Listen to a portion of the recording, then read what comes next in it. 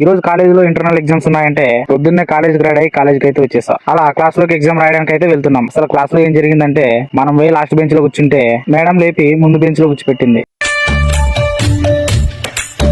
మొత్తం నా జీవితం అంతా అంధకార బంధం అయిపోయింది. అలా ముందు బెంచ్ లో కూర్చొని ఫైనల్ గా ఎగ్జామ్ అయితే కంప్లీట్ చేసాం. మా ఊరిని ఎగ్జామ్ ఎలా రాసావని అడిగితే క్వశ్చన్ పేపర్ ని 4 సార్లు రాసా అన్నాడు.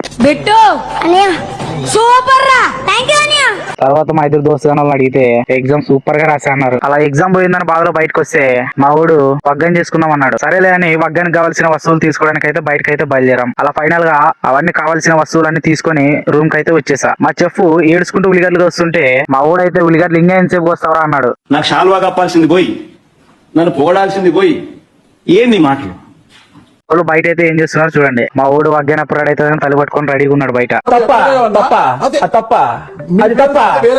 ఇంకోడైతే కరాటే నేర్చుకుంటున్నాడు. ఎందుకు? అలా ఫైనల్ గా వగ్గాన్ని చేసుకోవడం కంప్లీట్ చేసుకొని అలా అందరు కూర్చొని తినుకుంటా వగ్గాని ఎలా ఉందంటే స్వర్గం అండి, నిజంగానే స్వర్గం అండి, ఎంత టేస్ట్ ఉందన్నమాట. అలా ఫైనల్ గా తినడం కంప్లీట్ చేసుకొని ఇంటికైతే బయలుదేరాం. ఈ రోజు వీడియో అంతే. నెక్స్ట్ వీడియోలో మళ్ళీ కలుసుకుందాం. ఉంటా, బాయ్.